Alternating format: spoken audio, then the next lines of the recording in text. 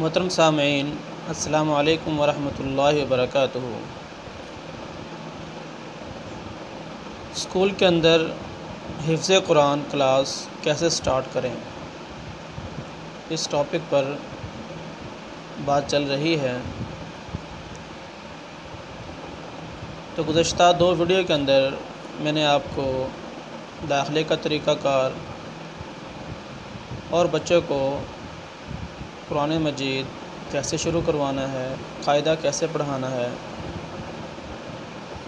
और उसका जो टाइम टेबल होगा वो कैसे होगा, कितना टाइम होगा, सबक को कितना टाइम, सबकी के लिए कितना टाइम, सवारे के लिए कितना टाइम, और ऐसे ही सबक कितना देना है, ये तमाम मालूमात मैंने गुज़श्ता 2 वीडियो के अंदर अर्ज़ कर दी हैं। आज की इस वीडियो के अंदर मैं आपको बताऊंगा कि आपने सलेबस बनाना है, माहाना सलेबस बनाएं, फिर शशमाही सलेबस बनाएं और सालाना सलेबस बनाएं। इस तरह से इम्तिहान का तरीक़ाकार क्या होगा, जो बच्चों के इम्तिहानात होते हैं उनका तरीक़ाकार क्या होगा, और ऐसे ही जो बोर्ड के इम्तिहानात होते हैं, जैसे स्कूल्स में 9-10 के या 5 और 8 के होते हैं, ऐसे ही हिफ़्ज़ के भी बोर्ड के इम्तिहानात होते हैं।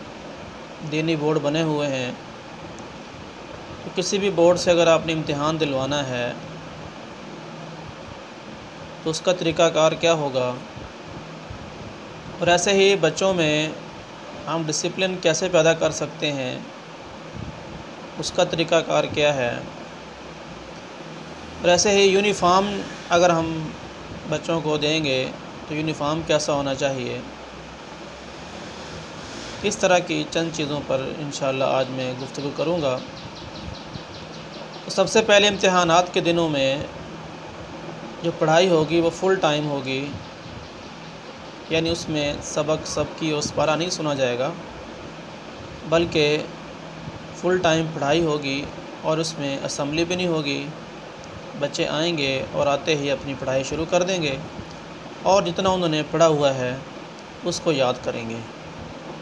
उसके बाद जब भी इम्तिहान स्कूल में लिया जाए, चाहे वो मंथली हो, चाहे वो 3 माह बाद हो, चाहे वो 6 माह बाद हो, जब भी स्कूल का इम्तिहान लिया जाए तो साथ में हिफ़्ज़ के बच्चों का भी इम्तिहान लिया जाए। और कोशिश करें कि जब स्कूल का इम्तिहान हो तो उससे पहले हिफ़्ज़ का इम्तिहान लिया जाए। तो सलेबस जब आपने बनाना है तो उसमें चंद चीज़ों का ख्याल रखना है कि एक तो आपने अमूमी तालीम जो बच्चों को शुरू करवाई है, मसलन नमाज, कलमे, दुआएं, आदाब और अखलाकियात के बारे में जो भी आपने बच्चों को शुरू करवाया है या स्कूल के बारे में शुरू करवाया है, उसका भी आप सलेबस बनाएंगे। मसलन अगर पहला महीना है तो उसमें आपने 2 कलमे रख देने हैं कि पहला और दूसरा कलमा। ऐसे ही आदाब में से खाना खाने के आदाब, अहादीस हैं तो 2 अहादीस ज़ुबानी याद करने के लिए। ऐसे ही अगर कोई फ़राइज़ हैं, जैसे वज़ू के फ़र्ज़ कितने हैं, नमाज के फ़र्ज़ कितने हैं, फ़राइज़ याद करवा रहे हैं तो किसी एक चीज़ के फ़राइज़। इस तरह से जो कुरान मजीद है अगर बच्चा पढ़ रहा है तो वो डिसाइड करें कि इस माह में कितना पढ़ाना है, आधा पढ़ाना है पारा या पूरा पारा पढ़ाना है, उसका सलेबस तय हो जाए। क़र्ज़ जो कुछ भी पढ़ाया जाए उस 1 महीने के अंदर उसका सलेबस तैयार हो जाना चाहिए। वो सलेबस आपने बच्चों को दे देना है और उस सलेबस के मुताबिक ही बच्चों को फिर पढ़ाया जाएगा।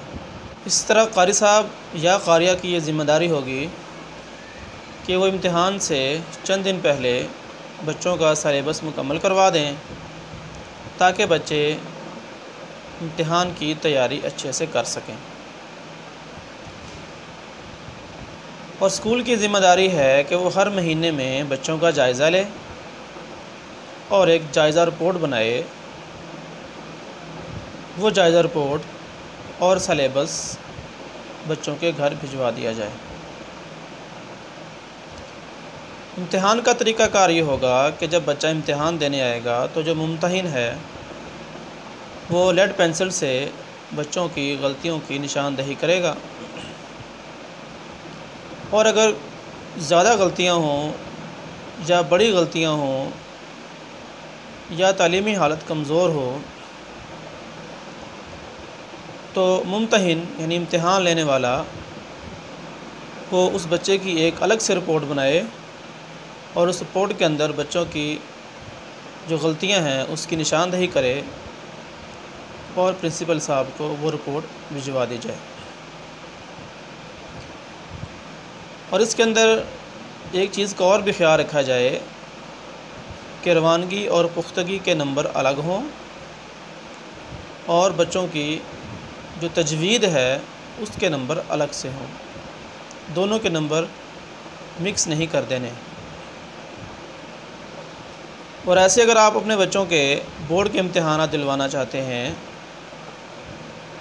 तो उसके लिए ज़रूरी होता है कि बच्चे ने हिफ़्ज़ मुकम्मल किया हुआ हो और बच्चे की दोहराई भी मुकम्मल हो, या कम अज़ कम बच्चे की दोहराई 25 पारे हो चुकी हो। तो उसका तरीक़ाकार ये होगा कि दाखिले से तकरीबन 3 माह पहले उस बच्चे का इम्तिहान लिया जाए और उसको इस चीज़ का पाबंद किया जाए कि इस इम्तिहान में आपके 70% नंबर आना ज़रूरी हैं। तो अगर वो बच्चा इस लायक हो, इस काबिल हो, तो फिर उसका दाखिला भिजवा दिया जाए।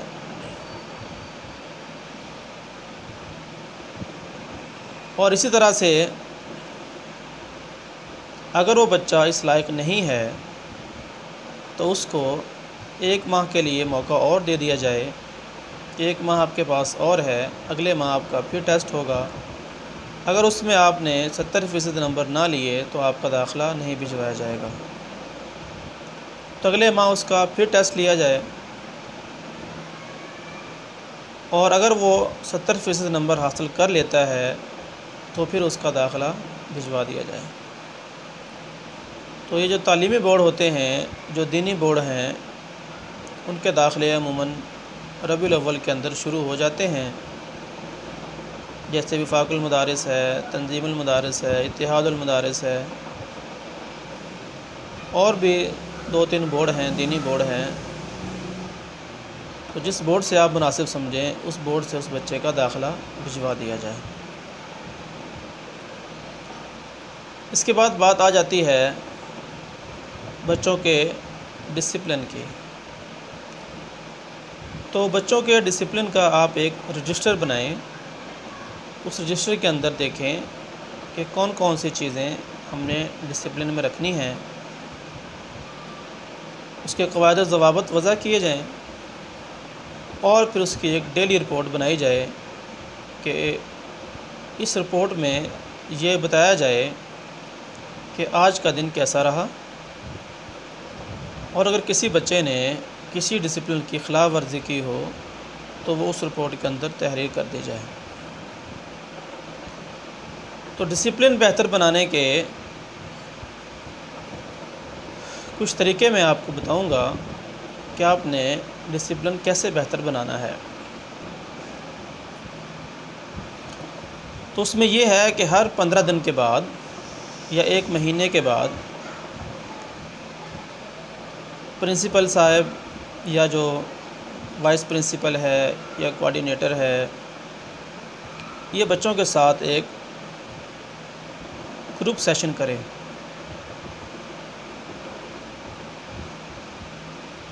और इस ग्रुप सेशन के अंदर बच्चों से इस बारे में तजावीज़ ली जाएं और बच्चों से इज्तिमाई बातचीत हो। और इस डिस्कशन के अंदर बच्चों की काउंसलिंग पर खुसूसी तवज्जो दी जाए और उन्हें गलत और सही की तमीज़ सिखाई जाए और उनकी जो अखलाकी कमज़ोरियाँ हैं उन पर फोकस किया जाए। और इसी तरह उनको इस्लामी कुतुब पढ़ने का कहा जाए और उनमें इस्लामी कुतुब पढ़ने का शौक़ पैदा किया जाए। और इस तरह से एक चीज़ का ख़ास एहतियात रखी जाए कि इदारे के अंदर किसी किस्म की फ़िरका परस्ती की बात ना हो, ना ही बच्चे इस किस्म की कोई बात करें और ना ही स्कूल का उस्ताद या हिफ़्ज़ का उस्ताद इस किस्म की कोई बात करें। तो इस बारे में स्कूल के अंदर बहुत ज़्यादा सख्ती होनी चाहिए। और इस तरह से बच्चों के दरमियान आप मुकाबला जात करवाएं ताकि इनमें दिलचस्पी पैदा हो। मसलन अज़ान देने का मुकाबला करवा लें, तकरीरी मुकाबला करवा लें, लिखने का मुकाबला करवा लें, या जो आप मुनासिब समझें वह मुकाबला इनमें करवाएं। इससे भी बच्चों के अंदर एक ख़ासा डिसिप्लिन पैदा हो जाता है। तो बहरहाल इस डिसिप्लिन को पैदा करने का सबसे अच्छा तरीका यही है कि एक दिन हफ्ते में, महीने में या 15 दिन के बाद जो प्रिंसिपल है या जो इदारे का सरबराह है वो बच्चों के दरमियान बैठे और उनसे इस टॉपिक पर डिस्कशन ज़रूर करें। इसके बाद आते हैं यूनिफ़ॉर्म के अंदर। मुख्तलिफ़ स्कूल्स मुख्तलिफ़ यूनिफ़ॉर्म लगवाते हैं।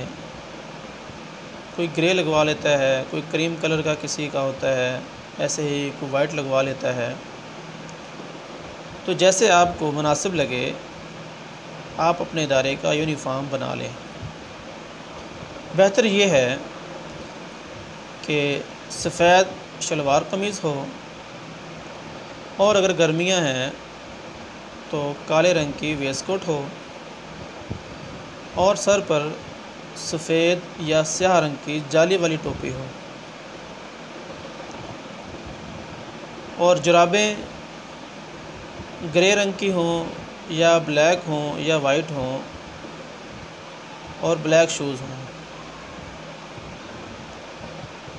ऐसे ही आप अगर सर्दियां हैं तो उसमें ब्लैक कोट हो या ब्लैक जर्सी हो या ग्रीन कोट हो या ग्रीन जर्सी हो या ग्रीन स्वेटर हो, तो सफ़ेद शलवार कमीज़ के साथ आप ग्रीन को यूज़ कर सकते हैं कोट या जर्सी की सूरत में, और गर्म टोपी हो उसकी सूरत में भी आप ग्रीन या ब्लैक को यूज़ कर सकते हैं। तो ये दो रंग जो हैं ये बच्चों को पहने हुए बहुत अच्छे लगते हैं। और वालिदैन को इस बात का पाबंद बनाया जाए कि वो अपने बच्चों को मुकम्मल यूनिफ़ॉर्म के अंदर भेजें और आप एक मोनोग्राम बनवाएं जो उस यूनिफ़ॉर्म की पॉकेट पर लगा हुआ हो। ऐसे ही यूनिफ़ॉर्म के अलावा बच्चों की ख़ुराक है। कुछ वालिदैन बच्चों की ख़ुराक के बारे में एहतियात नहीं करते, तो वालिदैन से कहा जाए कि बच्चों की ख़ुराक के बारे में ख़ुसूसन एहतियात करें। उन्हें गला ख़राब करने वाली जो अशिया हैं, मसलन इमली है, चाट वगैरह या खट्टी चीज़ें हैं, उन अशिया से परहेज़ करवाएं। और जो घर में मुतवाज़न ग़िज़ाएँ बच्चा खाता है, जैसे खाना खाता है, रोटी खाता है, उसके अलावा दूध, बादाम और सेब वगैरह का भी ख़ुसूसी एहतमाम करें ताकि बच्चे का ज़हन जो है वो ज़्यादा हो जाए। इसके बाद है उमूमी तालीम का पीरियड, यानी जो आप बच्चों में अखलाकियात सिखा रहे हैं, नमाज, कलमे, दुआएं, आदाब सिखा रहे हैं या आप स्कूल का पढ़ा रहे हैं, तो उसके लिए ज़ाहिर है अगर आप स्कूल का पढ़ा रहे हैं तो उसमें वो क़ारी साहब नहीं पढ़ाएंगे, उसके लिए एक अलग टीचर आएगा जो बच्चों को आकर स्कूल की तालीम देगा। तो अमूमी तालीम के पीरियड में इस बात को यकीनी बनाया जाए कि क़ारी साहब बर वक्त क्लास को छोड़ दें। मसलन अमूमी तालीम का पीरियड अगर 11 बजे है तो क़ारी साहब 11 बजे अपनी क्लास को छोड़ दें और बर वक्त दूसरा टीचर जो है वो आकर अपनी पढ़ाई शुरू करवा दे। और जो टीचर पढ़ाने आया है उसके ज़िम्मे भी ये हो कि वो भी बर वक्त अपना पीरियड ख़त्म करे और अपने टाइम के अंदर ही पढ़ाए और पढ़ा कर चला जाए, यानी क़ारी साहब का जो टाइम है वो ना ले। तो इस अमूमी तालीम का पीरियड के अंदर जो क़ारी साहब होंगे वो जो मेल टीचर्स का जो क्लास अपना स्टाफ रूम है, उसके बाद अमूमी तालीम का पीरियड है कि आप जो भी बच्चों को नमाज कलमे दुआएं वगैरह पढ़ा रहे हैं कि तो क़ारी साहब पढ़ा लेते हैं। लेकिन अगर आप स्कूल का पढ़ा रहे हैं अमूमी तालीम का पीरियड के अंदर तो उसके लिए एक अलग से टीचर, स्कूल का टीचर जो है वो पढ़ाने के लिए आएगा। तो अमूमी तालीम के पीरियड में इस बात को यकीनी बनाया जाएगा कि क़ारी साहब बर वक्त क्लास को छोड़ दें। यानी अगर क़ारी साहब का पीरियड 11 बजे ख़त्म हो जाता है और 11 बजे जो स्कूल का सर है उसका पीरियड शुरू हो जाता है, तो क़ारी साहब मुकम्मल 11 बजे जो है वो क्लास को छोड़ दें ताकि बर वक्त वो उस्ताद आकर बच्चों को अमूमी तालीम पढ़ा सके। और ऐसे ही जो स्कूल का टीचर है उसके लिए भी ज़रूरी है कि वो अपने मुकर्रर वक़्त के अंदर अंदर पढ़ाए। जैसे ही उसका टाइम ख़त्म हो तो वो भी क्लास को छोड़ दें। इस तरह से डिसिप्लिन के मामलात दुरुस्त रहेंगे और कोई एक फ़रीक भी डिस्टर्ब नहीं होगा। और ऐसे ही इस पीरियड के अंदर जो क़ारी साहबान हैं वो मेल टीचर के जो स्टाफ़ रूम है उसमें तशरीफ़ रखेंगे। और अगर जो बच्चे हैं स्कूल के अंदर वो सब फ़ीमेल हैं, यानी बच्चियां ही हैं और वो स्कूल बच्चियों का है, वहाँ बच्चे नहीं हैं, तो इस सूरत में जो क़ारी साहब को बिठाने का इंतज़ाम है वो प्रिंसिपल के ज़िम्मे होगा कि वो क़ारी साहब को कहीं अलग बिठाए, फ़ीमेल स्टाफ़ रूम के अंदर ना बिठाए। और अगर कोई ऐसा बच्चा है कि जो उमूमी तालीम का पीरियड नहीं ले रहा, उसके घर वाले चाहते हैं कि हमने सिर्फ़ हिफ़्ज़ करवाना है, स्कूल की तालीम हमने साथ नहीं दिलवानी, तो उस बच्चे की निगरानी जो है वो मुतल्लिक़ा क़ारी साहब के ज़िम्मे होगी कि क़ारी साहब जहाँ बैठेंगे उस बच्चे को भी अपने साथ लेकर बैठ जाएं। और अगर बच्चे ज़्यादा हैं ऐसे तो फिर उनको लेकर उसी क्लास में एक साइड पर बैठ जाएं। उसके बाद है कि बच्चों को सज़ा देना। तो जिस्मानी सज़ा से उस्ताद के लिए बच्चे के दिल में नफ़रत पैदा होती है। असल चीज़ होती है कि आपके दिल के अंदर बच्चे के लिए कितनी तड़प है, कितनी कुड़न है। अगर आपके दिल में बच्चे के लिए एहसास है और एक तड़प है कि बच्चे का वक़्त ज़ाया ना हो, तो इंशाअल्लाह वो बच्चा आपकी इज़्ज़त भी करेगा और उसका टाइम भी बचेगा और इंशाअल्लाह वो बच्चा बग़ैर मार के पढ़ भी जाएगा। लेकिन ज़रूरी है कि आप अपने दिल में उस तड़प को पैदा करें। हमारे एक उस्ताद फरमाया करते थे कि जो उस्ताद सुबह तहज्जुद की नमाज में अपने बच्चों के लिए, यानी अपने तालिब इल्मों के लिए, अपने स्टूडेंट के लिए दुआ नहीं करता, उस उस्ताद को मारने का कोई हक़ हासिल नहीं है। तो आज हम देख लें कि कितने उस्ताद ऐसे हैं जो सुबह तहज्जुद में उठकर अपने बच्चों के लिए दुआ करते हैं कि या अल्लाह मेरे जो तालिब इल्म हैं, मेरे जो स्टूडेंट हैं, उनको कामयाब कर। ऐसा बहुत कम है, बहुत कम उस्ताद ऐसे हैं जो ये कर पाते हैं। तो जो उस्ताद इस हद तक बच्चे के बारे में सोचते हैं उनको फिर कुछ मारने का हक़ भी होगा। अगर कोई उस्ताद ऐसा नहीं है तो उसको बिल्कुल मारने का कोई हक़ हासिल नहीं है। बहरहाल ये बच्चे हसास होते हैं, कोशिश करें कि इनको मारा पीटा ना जाए, मार पीट से इज्तनाब किया जाए। हाँ, ज़्यादा अगर मसला हो तो कुछ डांट टपट हो सकती है मार के अलावा। ऐसे ही बच्चों को बहुत ज़्यादा देर तक खड़ा ना रखें, उनको गत्ता ना मारें, पेंसिल ना चुभोएं, ठुड्डा ना मारें, मुर्गा ना बनाएं। ये सब चीज़ें इदारे के अंदर मना होनी चाहिए। अगर बच्चा बार बार समझाने पर भी सबक याद करके नहीं आ रहा तो इदारे का जो प्रिंसिपल है उससे रब्ता किया जाए, उसको बताया जाए, वो फिर बच्चों के वालिदैन से रब्ता करे। और अगर कभी मारने की ज़रूरत पेश आ भी जाए तो ये हक़ सिर्फ़ इदारे के प्रिंसिपल को हासिल हो कि वो मुनासिब सज़ा जो है वो बच्चों को दे।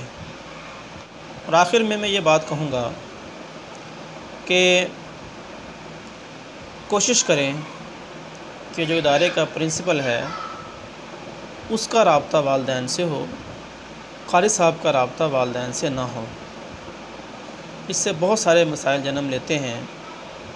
कोई भी मसला है, कोई भी प्रॉब्लम है तो क़ारी साहब को इस चीज़ का पाबंद करें कि अगर बच्चे के घर में कोई इतला देनी है, कुछ पूछना है या कोई शिकायत करनी है तो क़ारी साहब ख़ुद बच्चे के घर फ़ोन ना करें, बल्कि वो ऑफ़िस को बताएं और ऑफ़िस की इजाज़त से फ़ोन करें, या फिर जो ऑफ़िस वाले हैं, जो प्रिंसिपल हैं या जो कोऑर्डिनेटर हैं, वाइस प्रिंसिपल हैं, वो ख़ुद बच्चे के घर फ़ोन करके इतला करें अगर किसी भी किस्म की कोई इतला करना या कोई शिकायत लगाना मकसूद हो तो।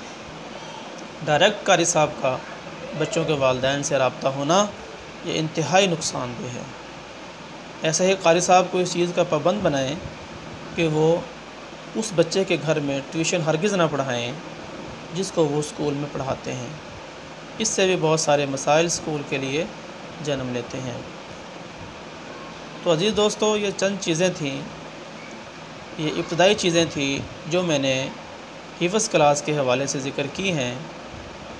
अगर फिर भी कोई चीज़ रह गई हो तो आप मुझसे पूछ सकते हैं।